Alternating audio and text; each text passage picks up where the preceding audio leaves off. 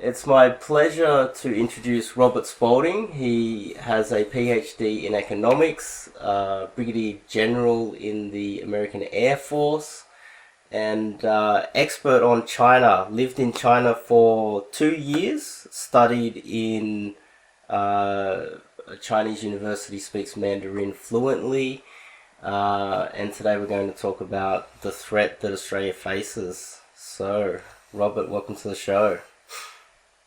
Thank you. Great to be here. So I guess we'll just kick it off. There's a Australian audience listening. What suggestions do you have for them? What actions can they take?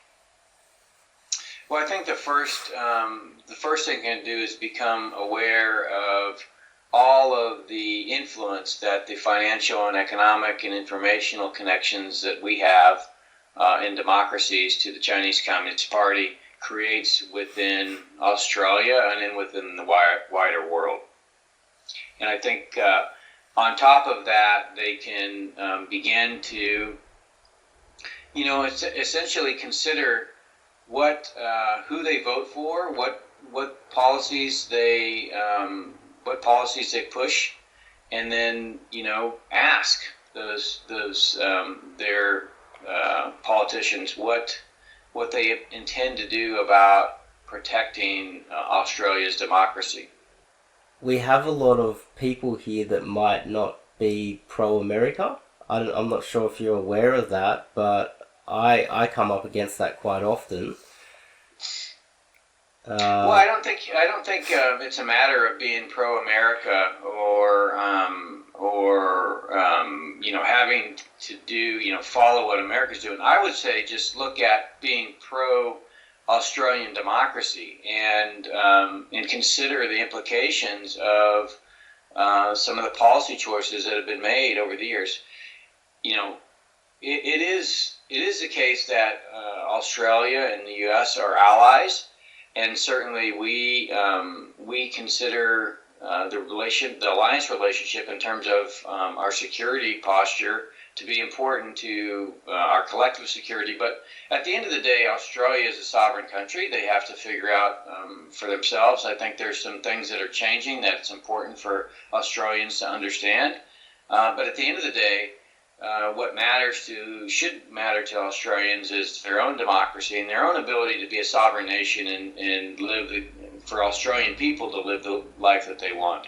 We have an expert called Hugh White, and I am taking a bit of a tangent because of what you just said. He suggests in his book How to Defend Australia that we should go it alone and just be, in a way, not be so focused on China or America.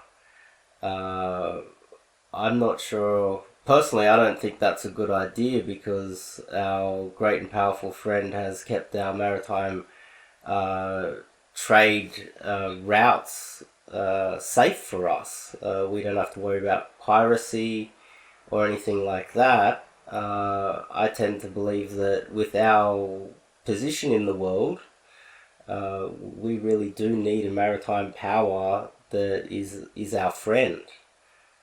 I'm not sure if we could go it alone.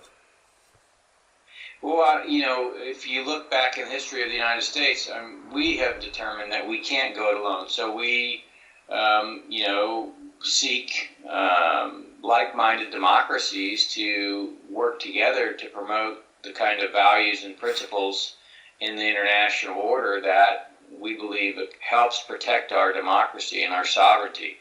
So I think that's an interesting perspective, considering how much influence the Chinese Communist Party has over really the entire Indo-Pacific region, and how they seek to use that influence. They don't seek to use that influence to promote Australian prosperity or Australian values or Australian principles. They seek to use it to essentially promote their own interests, which are quite selfish. And so I think there's been a belief because the Australian economy has been so benefited by this incredible growth of China over the years that future lies with China. I believe that their economies are going to begin to slow. You'll begin to see that not just in Australia but other economies, and so then I think this pull from China will seem a lot less. And certainly, when I talk to people around the region, I ask them, if you're for instance, Japan, do you want the Chinese Navy protecting Japan? And the answer is absolutely not. So I mean, it's at the end of the day, it's for Australians to decide. But I can tell you that the United States is on a path to essentially protect its sovereignty, to protect its democracy, and to do so by creating space between itself and the Chinese Communist Party to prevent the undue influence of the Chinese Communist Party. And we seek allies and partners to do that. I think where we are going to be different in the future is our security alliances are going to be very much tied to our economic, financial, and informational relationships. And to the extent that they're not, that our security relationships are going to be much weaker with those countries that essentially allow the Chinese to use their sovereign territory to bypass tariffs, to bypass other protections that we're putting in our economy to prevent the predatory and parasitic behavior that they exhibit and have no interest really in changing. When you mention economics, and that to me that goes into trade routes, and Australia, we have a rising power on our doorstep, Indonesia, and a lot of our maritime trade goes through there. Mike Pence came down and we've decided to, in Manus Island, start up our own naval base, which is just north of Papua New Guinea and just east of Indonesia, and that's where a lot of our maritime trade goes through. Also in the South Pacific, just east of there again, we have Vanuatu, Fiji, Samoa, all these South Pacific poor island nations. China's investing a lot of money in there and trying to build naval bases there as well. What do you think about what's happening there? Well, I think it's the same thing for Indonesians as Australians, and I think they're going to be increasingly pulled between both countries. I think there's an enormous amount of influence in Indonesia by the Chinese. That being said, Indonesia itself is a sovereign nation, and I think once the full nature of the Chinese Communist Party becomes clearly apparent to everybody, these countries are going, and their populations are going to have to make a decision. The Chinese Communist Party doesn't seek a mutually cooperative win-win relationship. They seek a relationship that actually promotes their own benefit to the detriment of other nations. And increasingly the types of investments and the types of relationships that they have with other countries results in corruption, quite frankly, that is not always readily apparent. But if you go through kind of the court dockets around the Indo-Pacific and you see where Chinese money has been invested in these countries, you're going to find where corruption cases have been brought up, and certainly leaders have been corrupted because of the payments they received from the Chinese Communist Party. So these are all issues that each of the nations that are heavily courted by the Chinese Communist Party essentially have to contend with. Yeah, I recently went to Jakarta just to have a look, and I came really close to about 10 meters from Jokowi Widodo, and I spoke to everybody I could over there, and they're very pro-China. Everybody. 100% of the people that I spoke to were pro-China. It's interesting that Jokowi Widodo has not said anything about the Uyghurs in Xinjiang. He's not mentioned that, even though he's met Xi Jinping 5 times. Something's happening with Indonesia, and we're not exactly sure what's going on there, but it can't be too good. They're building up their navy and their air force. They might not have the advanced weaponry, that we can get from the United States, but en masse they have more aircraft and more battleships than we do already. I guess let's go into the next question I have is WeChat. Should we or will America soon block Chinese social media, and should Australia do the same if America does that? Well, I would advocate blocking it. I don't know when or if the United States will actually go through that. I think that the challenge that WeChat poses to democracies is that data is completely available to the Chinese Communist Party. There's a good report out by the Australian Strategic Policy Institute by Samantha Hoffman called Engineering Global Consent. It talks about a big data AI company in China called Global Tone Communication Corporation. That company itself provides translation services in 65 languages using machine learning.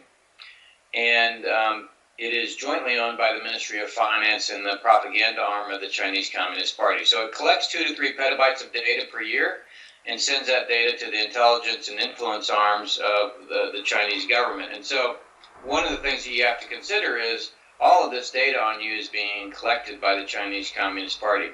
Their goal is essentially to use big data analytics, machine learning, artificial intelligence to identify those that are hostile to the regime and essentially marginalize them using their economic and financial influence. And so, you may at some point, if your company has been invested in by a Chinese investor, you may find yourself out of a job if you speak up about China or you oppose, what's going on in Xinjiang or Hong Kong, or otherwise become a threat to the Chinese Communist Party.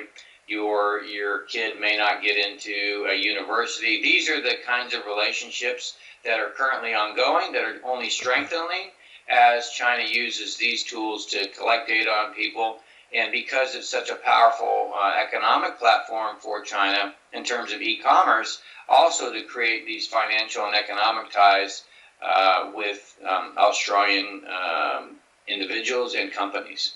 Yeah, I thought it was really interesting in your book how you mentioned cyber attacks and they would go on their lunch break and the cyber attacks would stop. That was really interesting to read that, and how they hack into American businesses and they would stop emails going out or invoices going out and try to cut down the revenue of the business, say 10, 15, 20% over a quarter, and it wouldn't be publicly available knowledge. And then next thing you know, a Chinese business would come along and make an offer that was exactly what the revenue had dropped in that quarter. Right. That was amazing to find out as well. WeChat, they have WePay and Alipay. That's popping up all over Australia, and a percentage of each payment goes back to China as well. That's part of the economic strategy as well that's happening here in Australia. Well, hopefully we can block WeChat as soon as possible. Australia is a very important ally to the United States. Do you have anything to say to them? Any message or any warnings or something that you'd like to say to the Australian people? Yeah, so in August of 1941, Winston Churchill and Franklin Delano Roosevelt signed a document called the Atlantic Charter, and it really provided a template for the world that they wanted to build after World War II. I think we've seen that world promote the principles that were involved, and I encourage people to read the Atlantic Charter. It's only 8 paragraphs, but essentially what it talks about is free trade, democratic principles, rule of law, and self-determination. It's really about creating the space for free countries to grow and prosper and be safe around the world. And I think we were intent with our alliances in promoting that world, and I think that's what led to the successful conclusion of the Cold War. I think what happened after the end of that Cold War was that we got a little lazy and we stopped promoting those same principles. And what's happened today is the world essentially no longer works to promote those principles. In fact, they work to promote authoritarianism or totalitarianism, and it's mainly through the economic and financial relationships. And so, you know, Australia is a democracy. The United States is a democracy. There's many other democracies in Asia, and there's many other democracies around the world. And what democracies have to do is come together to promote the four freedoms that essentially were inculcated or established in the Atlantic Charter: freedom from fear, freedom from want, freedom of speech, and freedom of religion. They will not propagate themselves. They will not defend themselves. Free people have to stand up and work to keep themselves free. And so, you know, to the extent that Australia wants to be a free sovereign nation, then I think the United States has open arms to any nation that is so inclined. It's the opposite to how China does things. They like to. I've never heard of any coercion or any sort of bullying from America. But when it comes to China, our Prime Minister says something that Xi Jinping doesn't like. We're in a diplomatic freeze, by the way. We have no contact with China at the moment, since Malcolm Turnbull accidentally said something they didn't like, and we have no. They refuse to talk to us, which is total opposite to how America does things. But the problem here is there's still a lot of rhetoric that America's bad, and I don't think people understand that we've had so much peace because we've had a policeman. And John Mearsheimer talks about that as well, how he talks about the global system is really anarchy if you don't have someone to protect you or to, you know. But yeah, thank you for coming on. I appreciate it, having someone of your stature coming on my YouTube channel to have a talk. I do follow almost everything. I saw you on China Uncensored. I'm pretty much the China Uncensored of Australia. Okay, well, fantastic. Yeah. Well, thank you for that. That's an important job. Yeah, Robert, thank you so much for coming on. Yeah, thank you. It's good talking to you this morning, and I wish you all the best. Yeah, if you ever come to Australia, please email me. I'd love to come and meet up and maybe put you on again. But yeah. That would be fantastic.